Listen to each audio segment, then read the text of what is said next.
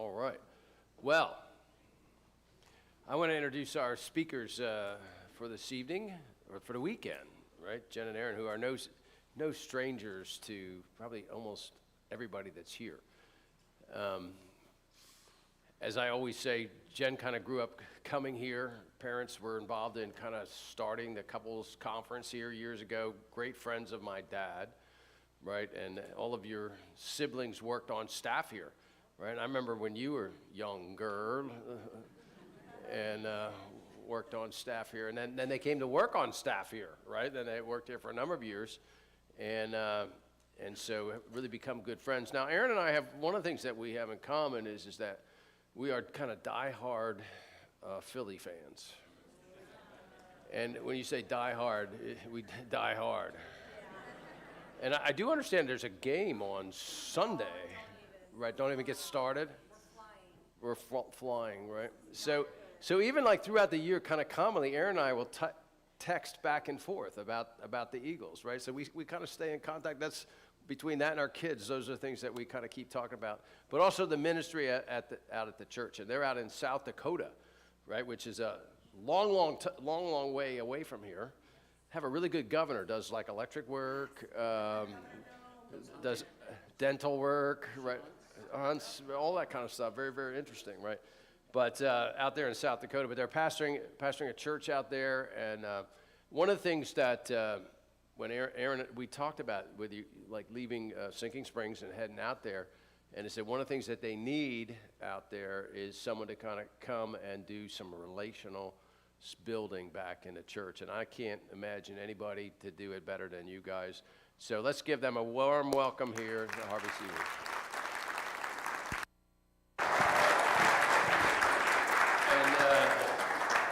This looks kind of interesting. They're good, too. This is not communion, I don't No. The mini marshmallows are not for communion, so we have to swap there. Thanks.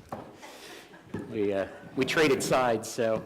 Yeah, so we're excited to be here, first of all. I mean, I think of our 35 years of marriage, I think maybe we've missed 4 or 5 and I was of usually these weekends. Pregnant. And so. I'm not pregnant. This place is, no. Thank you, Jesus. It would be an act of Jesus if I was. Yeah. So, we are, this weekend is just very special to us. Harvey Cedars is obviously very special to us. And so, in fact, I would say we would sit out there and think, how cool would it be to be up here doing this? And look at how God works. Yeah, it's pretty cool. So we're gonna share a little bit about our family and give you a little bit of an update on us. We're not as old as John. Just saying that he left, didn't he? So I'm okay with that. Oh, good. Okay. But we're getting there, though. Whew, my goodness, it's amazing. And so we have some pictures that we want to show you of our family, and so I think they should be there. That's our daughter, Aaliyah, who we didn't even have when we were here working. She joined our family when we moved to Pine Brook in the Poconos.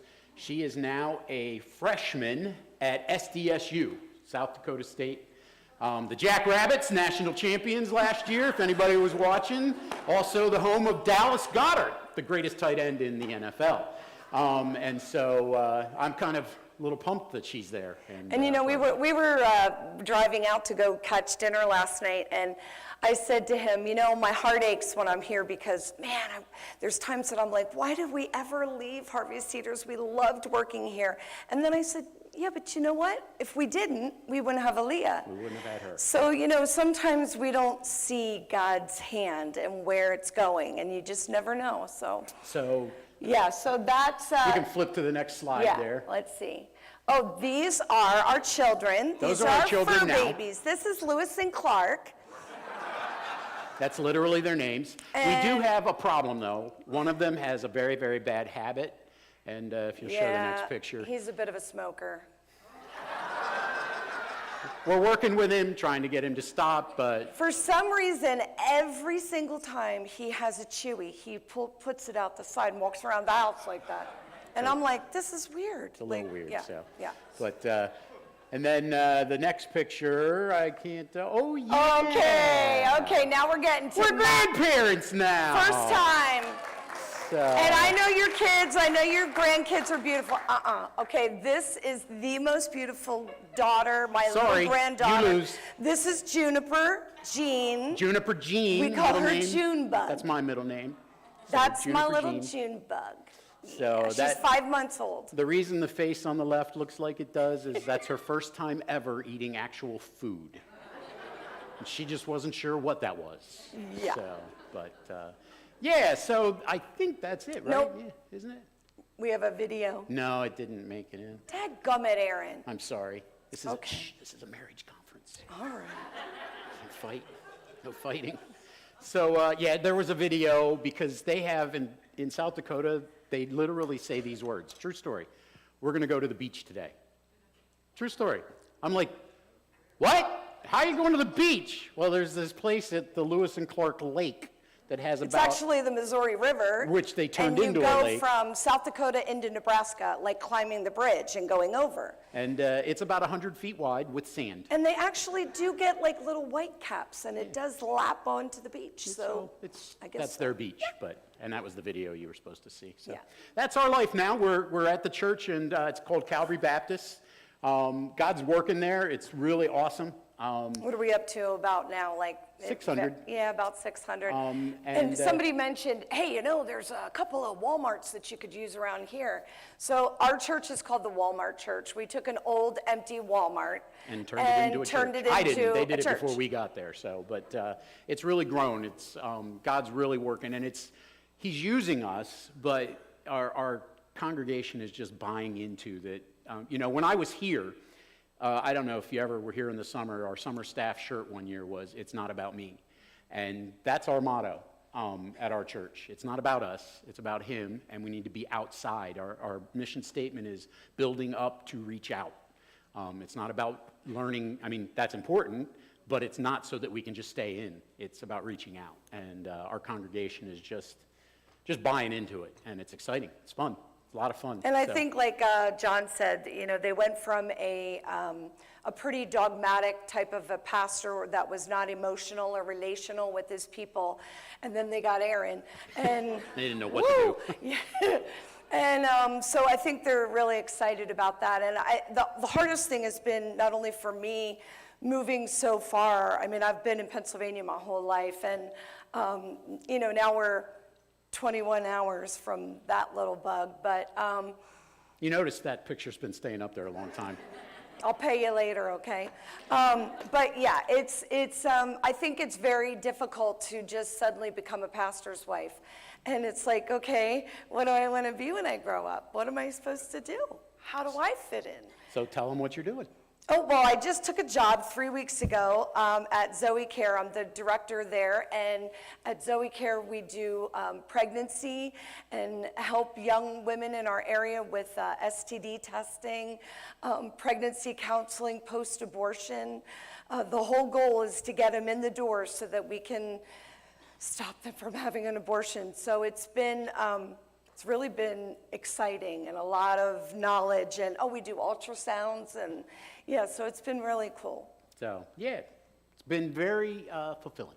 God is working in our lives there, and we love it very much. So this weekend, we're gonna spend some time, obviously, talking about marriage, right? And, that word, I don't know about you, but every time I hear the word marriage, something comes to mind. Oh, I agree. It always comes to mind, and so. I think it's this.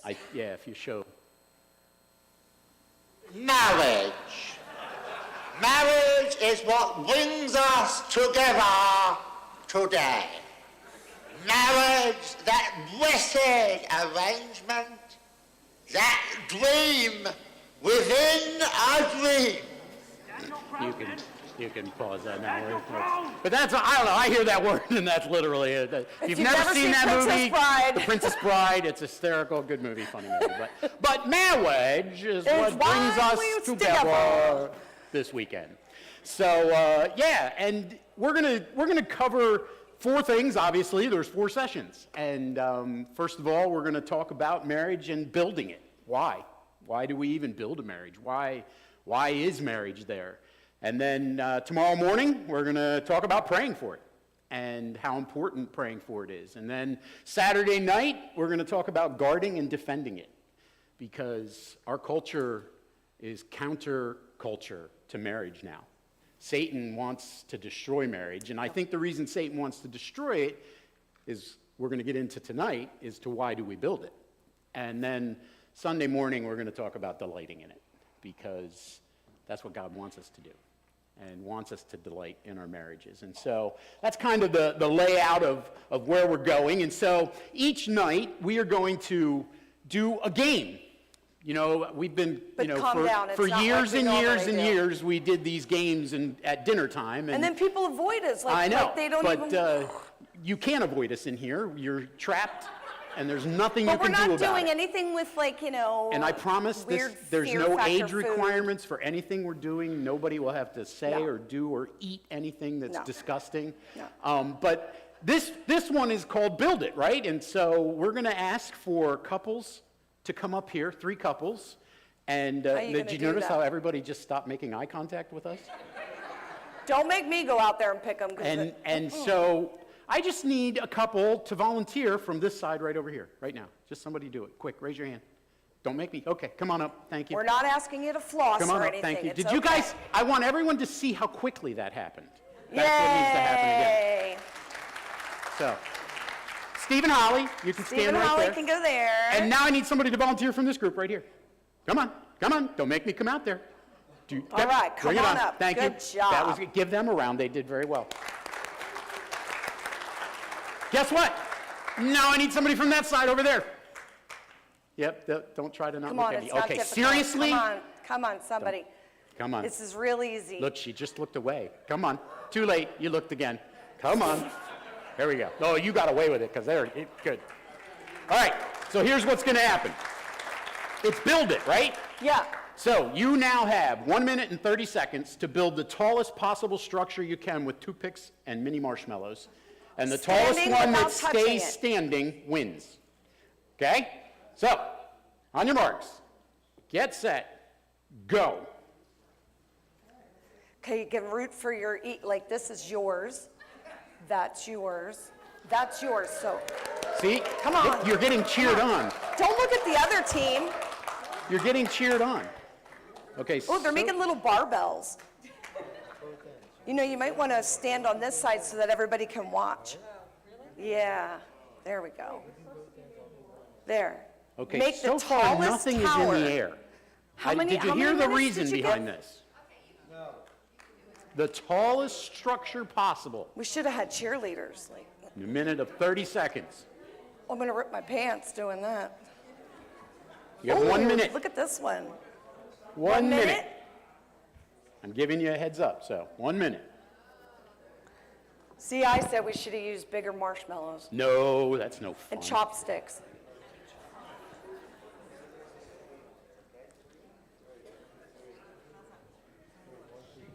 Okay, here's the good news. No one is fighting yet. That's good. Yeah, we might. Thank you. That actually brought a little joy Just to my stick a heart. bunch Thank in your you. mouth and you'll be happier by the time you leave. Yeah, see? I know someone at one of these tables that's extremely competitive. Holly. I wasn't going to Barnes. say her name. What's the time, babe? I have a very loud mouth. You probably can You have turn me 10 down. seconds. 10 seconds. Oh, gosh. You better get up there. Let's go team this side. Yeah. Team this side. Team this side. Team middle. You have 3 Team- seconds. 2 seconds. Oh, oh. 1 second. Step back from your towers or Let lack go. thereof. Oh, disaster. Oh. It's I them. see cheating going on over there. Yeah, see, God knew. Okay. Okay, look, she's still cheating. And God is still punishing you for it. The winners!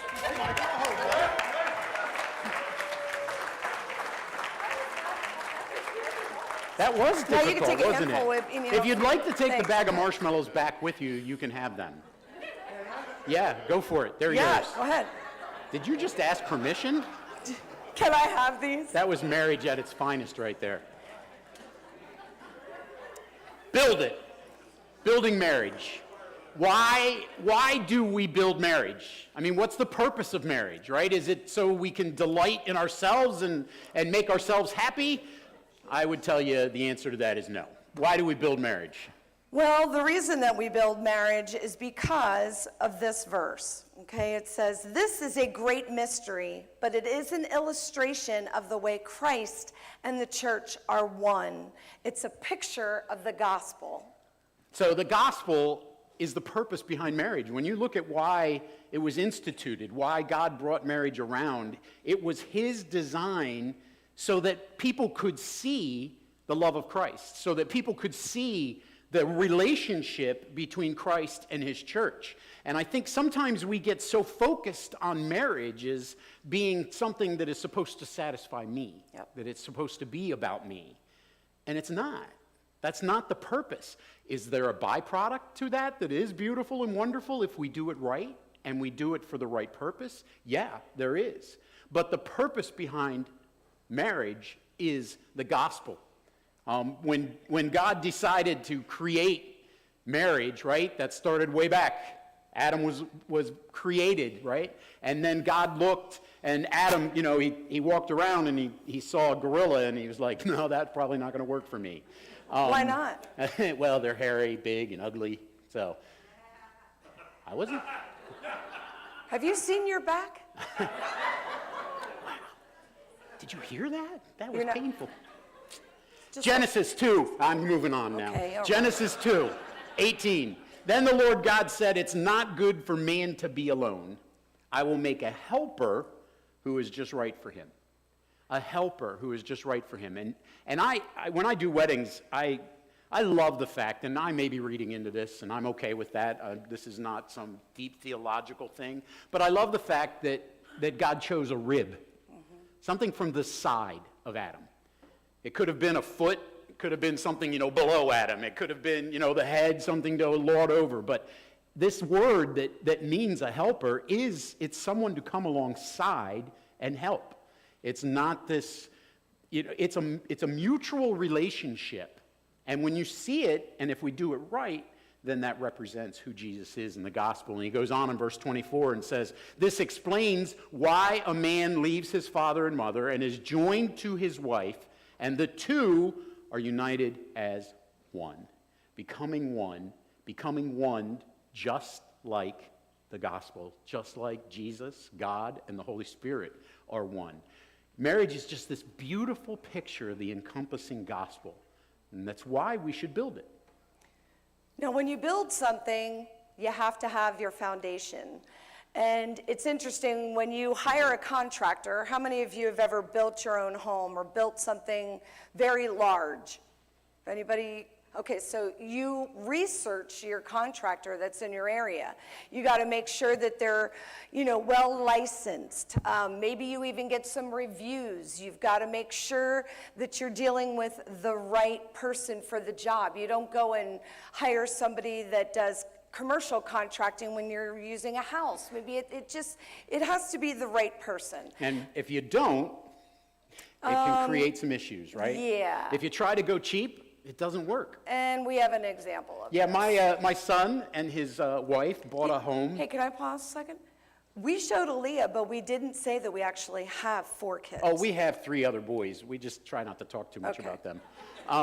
They're married. They're married, They're married and they're and doing really they're well. cleaving. 2 of them live in South Dakota, and then the one has the grandkid. So we did kind of He's mention the one that. that didn't come to South Dakota. That's just true. So he built a house. Well, he bought a house. It was an A-frame. And It was a he pit. went out and he got contractors to bid on what he needed to do. And unfortunately, they didn't have a lot of money. And so they chose to go with a contractor who didn't have a lot of money. And the picture that you're going to see here is the way the house looked originally, I think. Is it coming up? Is there a picture? Yeah. This is the A-frame. That's the house they bought. Well, it's on 2 acres, and It's, it's it's very a beautiful piece of very property, unique, but yep. the home needed some serious loving care. and they wanted to build dormers that come out. And they hired this contractor, and I have just never experienced. You ever see that Homes on Homes show, or Where the they guy come who and goes in fix after the the mistakes? contractor? This is what happened, and they destroyed this home, and we had to literally start from scratch. And because I didn't have any money, it ended up. They were like it was 10, me and Tyler 15,000 oh my basically building his house with some help from people in our our church and our community. But it did, when you do things right, it can turn out right. This is how the house looks now, coming up.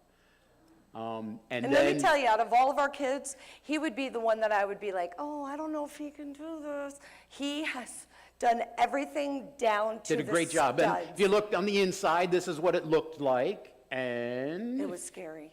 if you do it right, this is what it looks like now. And did a lot. But to get to that point, we had to start literally over. To the point where the man was still owed a very large amount of money, and we did not pay it, and he did not try to get it from us. That's just how bad Well, we it were was. trying to find pictures because when he went in, it was to the point where, like, it wasn't like this. Joints it would would be be- like this. I mean, it was But if you bad. don't have the right contractor, it's going to fail. And for marriage to have the right contractor, we're going to keep talking about this all weekend. God has got to be your center. God has got to be the contractor of your marriage. God has got to be the one that you go to for your marriage to grow. And you have to have the right foundation. And you know, Errin, I was thinking about this while we were driving, or actually flying out, and I was thinking, like, it is so contrary to our society. Everything is, well, let's live together and try it out, see if we work together. It's no commitment whatsoever. The divorce rate is just through the roof. So I think that when you're basing your marriages on any other contractor besides him, you're going to have a difficult time. It's not difficult. It is not just non-Christian culture. No. I have probably performed, I don't know, about 6 or 7 weddings, maybe more, last since I've been month? out there. Yeah, quite a few this summer. And from families in our church that I would say are core families, core value people. And as I'm doing the premarital counseling with these folks, I'm finding out they're living together already. And it's like it's not even, it's like, I don't know, your faces probably express how my face acts when I'm like, what? Are you kidding me? So marriage in our culture today it's not defined the way it should be. And that's what we're trying to talk about today. And I know that many of you have been married for a long time, and I know that many of you probably have chosen the right contractor, but it's up to us as individual couples to reflect that into the lives of those around us. And so I think it's important that we understand the premise. Why do we build it? What's the foundation? And how the foundation is so important. And I was looking at foundations, and we were trying to build tall structures. Key word in that sentence was trying to build tall structures. And so I went looking, and the tallest structure in the world at the time when I was researching this, I think there's one now that might be Is a it little in taller now, Malaysia or but the Burj Khalifa, and that's it right there. And you can see these high structures around it are very tall buildings. And then there's this building. Its final height was 2,684 feet, almost a half a mile tall. A building that is a half a mile tall. Think about that. The distance from which it can be seen, it's 95 miles away. You can see it. It's got 57 elevators in it. It's got... Where's it at? It's in India, Dubai. Oh, Dubai, of course. Dubai, India. Sorry, I forgot to tell you that. So it's got all of the 28,261 glass cladding panels on the exterior of the tower. This is this building. So I'm thinking, okay, for this building to be a half a mile high, what's it got to have for a foundation? And so I started doing the research on the foundation, and this foundation has 192 footers that are drilled, that are 5 feet wide. Go ahead and go to the next picture. That are 5 feet wide, and they go down 164 feet. Oh my goodness. And they have all, on top of that then, is a 12-foot thick reinforced concrete pad. Go ahead to the next picture. This gives it, that's the actual picture to the right there that it's built on.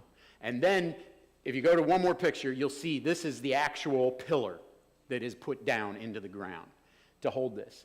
And it got me thinking about how deep down that has to go, right? How far down that has to go, how wide it has to be. 192 of those that are going down into the ground, that far, that wide, so that it can have a building that stands strong and tall and is something that everyone can see as good quality building. That's our marriages. That's what our marriages have to be. Something that people can see from a distance and up close. This is quality. And so we have to have the right foundation. And Ephesians 5:21 says, "And further, submit to one another out of reverence for Christ." This is a huge component of building that deep rootedness. And you know what? In a culture like ours today, that is taken out of the vowels. That is a word that is Well, and sometimes in our Christian culture, sorry men, but we always like to go to wives, submit to your husbands, right? And there is a component of that is scriptural and it's biblical. But this verse is first. Yeah. Submit to one another out of reverence for Christ. And our heart attitude has to be one in which we walk into this as a partner out of reverence to Christ, Christ being the ultimate. And so having a bedrock for our foundation is what's important. That's the Flintstones, babe. Yeah, it's the bedrock. And that's why you get to read that verse. Thank you. Matthew 7:24-25 says, "Anyone who listens to my teaching and follows it is wise, like a person who builds a house on solid rock." I feel a song coming on. Okay, calm down. Though the rain I'll try, babe. It comes in torrents and floodwaters rise, and the winds beat against that house, it won't collapse because it's built on bedrock. But anyone who hears my teaching and doesn't obey it is like foolish, like a person who builds a house on sand. When the rains and the floods come and the winds beat against that, I was trying to act it out a little bit, though I couldn't sing it, it will collapse with a mighty crash. Building on a rock. I love that passage. I know it's not a passage that gets used necessarily for marriages very often, but how many of you have ever faced the wind and the rain in your marriage? Raise your hand. Okay, if your hand's not up, then you're probably lying. Then your right wind's now. coming. Because I love my wife, but all right, true story. Saturday, we were in my office preparing for this. We left my office not speaking to each other. True story. Yeah, that's what happens in marriage, right? We fight. And if our marriage is to represent the gospel, then what's Satan's number one job in trying to do? Destroy marriages. And so building it on a bedrock that cannot waver, building it with 192 footers down into the ground that are 5 feet, that's not enough. That's not even good enough. It's got to be built on God. It has to be designed around God. When we were in Israel, we had the opportunity to see. Yeah, we got to go last year, let me tell you. Yeah, if you ever get the chance, I wouldn't go now, no. but let me tell you. things calm down. It's an amazing, amazing trip. But one of the things that we got to see when we were in Israel was Masada. And we just got some pictures to show you because talk about being built on a rock. That's a model of Masada and the way it is now. And I'm actually stepping on my wife's toes. She's supposed to be able to tell you about these pictures. And I don't want to get in trouble. This is, the pictures will not do justice, but I'm going to tell you a little bit about You can keep, Masada. kind of scroll through those. Masada, Hebrew, is Horvat Masada, which is the ruins of Masada, ancient mountaintop fortress in southeastern Israel. It's the site of the Jews' last stand against the Romans after the fall of Jerusalem in 70 CE. Masada occupies the entire top of an isolated mesa near the southwest coast of the Dead Sea. The rhomboid-shaped mountain towers are 1,424 feet, which is 434 meters above the level of the Dead Sea. It has a summit area of about 18 acres. Some authorities hold that the site was settled at the time of the first temple, which is 900 BC, but Masada is renowned for the places and the fortifications of Herod the Great, king of Judea under the Romans, for its resistance to the Roman siege. It took the Roman army of almost 15,000 fighting a defending force of less than 1,000. Including women and children, almost 2 years to subdue the fortress. That is building on bedrock. That is what can happen if we build our marriages on God. When you think about 15,000 trained Roman soldiers for 2 years not being able to overtake 1,000 people, which included women and children, that's a fortress. And tomorrow night, we're going to talk about guarding and defending our marriages. But for that to happen, that doesn't happen if they're not built on that solid rock, if they're not built on that incredible foundation. P.S. I have a commercial. If you ever want to go on to the History Channel, I believe it is, has a phenomenal whole thing on Masada, and it will blow your mind. It will take you into, when you go in, we didn't get to go in, went all the way up top and walked around, but if you go in, there's water cisterns, there's throne rooms, it's incredible. It's absolutely incredible. If we build on the rock, it will glorify God and will accomplish the purpose that God designed marriage for. And these are some of the foundational bricks to lay the foundation. So just picture in your mind a Jenga game. Okay, we were going to bring it on the plane, but then we'd have to bring another suitcase and it'd be like another $150. So forget that, but here's an invisible Jenga. So as you build on the rock, the foundation, the solid foundation, there are some foundational, what I would call bricks or rocks that have to be a part of that. And I believe they come from God. And so the first one is obviously commitment. I think in our culture today, this is a word that's been lost completely.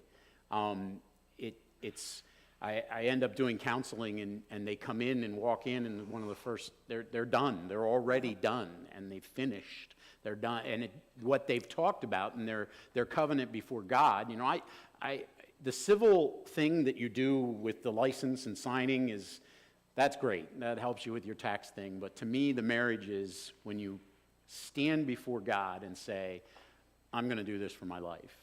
And commitment has got to be one of the foundational things. It's putting your spouse's needs above your own.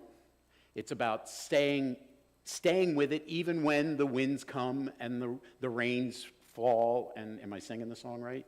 The rains came down and the floods came when that down. happens, if we're on the right solid foundation, we can stand strong. And if we've committed and we stay committed, we can stand strong. And babe, I think it's absolutely mind-blowing of how many couples that we have seen that use that as a weapon. It's like, if you I'm out the door, I'm done, I am so finished. And it's thrown as almost like a card at a blackjack table. And we're like, you don't use that back and forth as a weapon. You're either committed or you're not. Make the decision. And you made that decision at the altar, so stick with it. That was two interesting metaphors right there. A weapon and a card at the blackjack table. See? You should have me do your sermons a little bit. Maybe. What's another foundational? Ooh, I get intimacy. You do. So, I'm not going to get all weird on you, don't worry.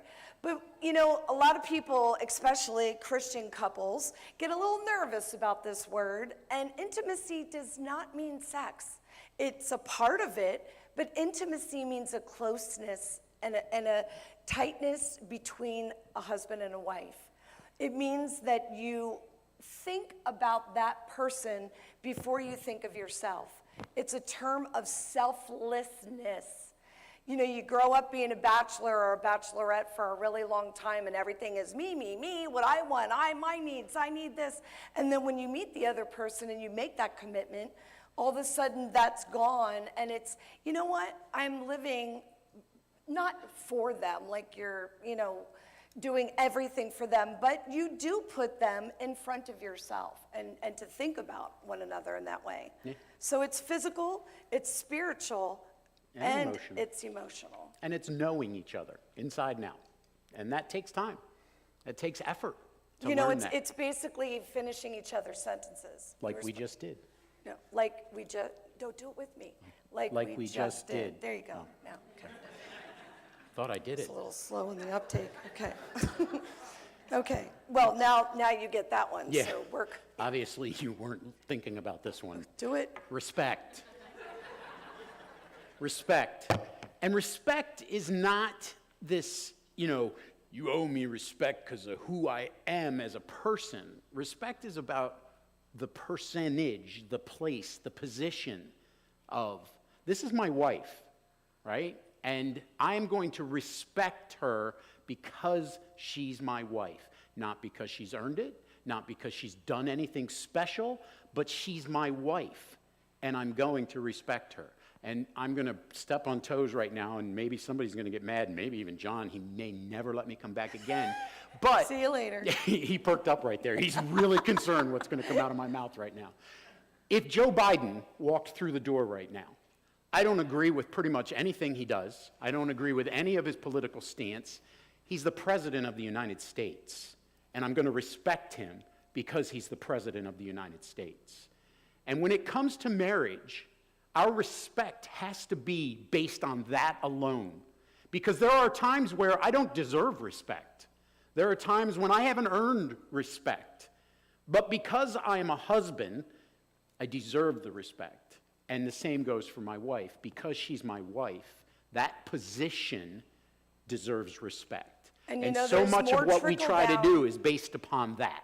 There's a lot of trickle down that happens if that is not working, that goes into your children. Yep. When you disrespect your wife in front of your children, those children internalize that and then they disrespect whoever that is. Errin and I used to always joke that we were like, we're NATO, man. You are not breaking us apart, because I cannot stand when a kid goes, can I go over to Amy's house? Oh, holy. Can I go over to Amy's house? And you say, no. Oh, that's all right, I'll talk to Dad. And I'd be like, oh, well, it's going to be the same answer. And I'd get out my phone. She's coming to the office. This is what I said. That's a true story. No, right I do it all the time. So you better back me. This is what I said. Don't, okay. And then he would say, no, you can't. And I'd be like, yes. Respect. True? What's the next one? I got to put my eyes on. Oh, communication. No, Oh, sorry, babe. you got too far Patience. ahead. Okay. Yeah, patience, would you? Patience. We live in an instant world. We all know that. If it, you know, even the microwave is too slow. You know, if you can't just like pop it up, it's, you know, forget it. So, you know, it takes a lot of patience to be married. Yeah, I see in counseling, marriage counseling that we do, you know, they come in and they expect the next session that everything's going to be perfect and great. And I think, how often do we do that in our own marriages? And even if we're not going for counseling, we just expect immediate change. We expect this is going to happen overnight. And that just doesn't happen. That's not the way it works. We are a process. You know, depending on your theology, my theology is we are not entirely sanctified until we get to heaven.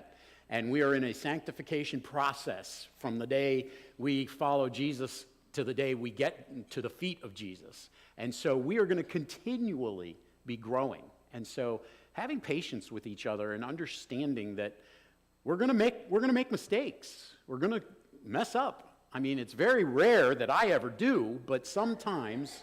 That was mine. Patience? Oh, I did, sorry. Well, then the next one, I'm going to just go ahead and tell you, you should have empathy because I speak a lot, and so sometimes I just can't stop myself. Well, and so I was going to apologize. say with patience, it is incredible how many couples that we have counseled with, and then you feel like, yes, we'll get in the car and we'll go, did you see I think they got it. I really think that they're on the path. The next week they'll come in, we're all the way back to ground zero. I mean, I think we're like 10 steps before it. They want it fixed and they want it done now. They don't want to put any work into it and they have no patience. And I think part of the problem This is this one. This is number empathy. one. And empathy it's not sympathy. That's important to understand. Empathy is just understanding where the other person is coming from, basically. It's what it boils down to. It's not agreeing with them. It's not saying you're right. It's just understanding where they're coming from. Maybe they had a childhood where they just didn't get a marriage that was demonstrated for them, and then this is how they were taught marriage should be. And understanding that can make you be a lot more patient when someone is trying to change. And so understanding that empathy, sympathy is, wow, I see somebody drowning, I may throw them a life floater. That's sympathy, Empathy is, look, even though they're in the water, they can't swim, they were goofballs for going in the water because they can't swim, I'm still going to jump in and I'm going to help them. And I'm going to be a part of what the problem is. That's empathy. And let me tell you, we sit and evaluate, like when we're counseling, and this is the number one destructor of marriages that we have seen. It's very, very difficult for people to put themselves in the other person's shoes. And even when they do, they'll say, well, I understand where she's coming from, but when I do blah, blah, blah, she doesn't respect, wait. Are you hearing what she's saying? You are not listening at all to what her needs are. Yeah, but what about my needs? And it's just a constant cyclical situation. And then the final thing. Communication. So communication is to love what blood is to the body. If right now we sucked out all the blood out of my body, there would be nothing left. I would just be a bag of skin and bones and muscle and just drop to the ground. If we don't have communication between the two of us, your marriage will never work. If you say we can't communicate together, we never communicate, we don't talk to one another, I don't know what he's feeling, it takes a lot of work. You cannot take two imperfect people, put them together to live with each other 24 hours, and then not talk to each other and think, oh, our marriage is great. This is awesome. And that doesn't mean it's going to always be perfect, obviously. Last Saturday, we stopped communicating completely. That's not what it's about. It's about understanding that when you get to that point, how are we going to communicate to get past that point? And the things that we're going to talk about this weekend as we step in to pray for it, guard it, and defend it, and delight in it, are going to speak to these and how we can do those and how God calls us to those. Because our marriages have to start with God. You're going to hear that all weekend. They have to start with God. If God is not the foundation, your marriage will not succeed. Because, let's face it, you are at a Bible conference, right? And so I'm going to trust that because you're at a Bible conference, you at least believe that you want your marriage to be something that is honoring to Christ and to God. I will go with the presupposition of that. But if we are acting that way, and that's what we say we want, but we don't let God be the center and the foundation of our marriage, Satan's going to win.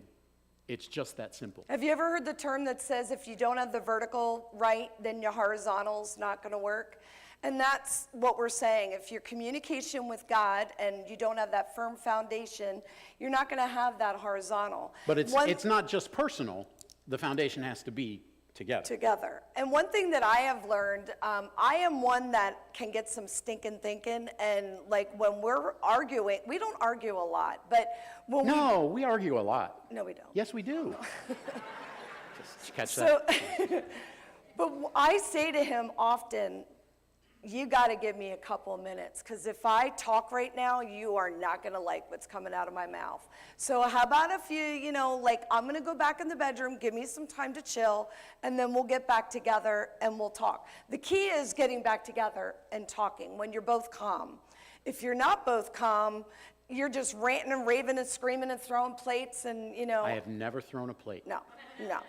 No, we don't do that. I didn't grow up in a home like that. Sometimes I wish I was like Italian, and no, I'm not saying anything with Italians, but it's and then, like dishes and Okay. kind of. Wow. I learned something about my wife just now. In case anyone Maybe I was have wondering. some hidden aggression. We need Listen. to talk about that, babe. Hopefully tonight is a foundation for what we're going to be talking about this weekend. Making sure that our marriages have a strong, what I would call a firm foundation. We've asked our wonderful worship team that they're going to come up, and we're going to. Hopefully you've heard this song. This is one of our favorites at our church. We asked them to close out with a song called "Firm Foundation," and it's about making sure that God is our firm foundation. And so I'm going to pray for us right now, gonna pass this and after they're. Okay. I'm going to pray for us right now. We're going to sing a song, and then we're going to step back up for 1 second to close out the night. But if you just bow your heads and pray with me. God, thank you. Thank you for instituting marriage. It's from you, and it is about you. And Lord, I pray that each one of us would take time tonight, throughout this weekend, to evaluate, is our marriage for us, or is it about you? And I just pray, Lord, that we all come to the conclusion that it is 100% about you and the picture of Jesus giving his life and sacrificing his life for us so that we can lean into that and use you as our firm foundation. We love you and we worship you, God, and it is in your Son's amazing, powerful, holy, precious name, the name of Jesus, that we pray these things.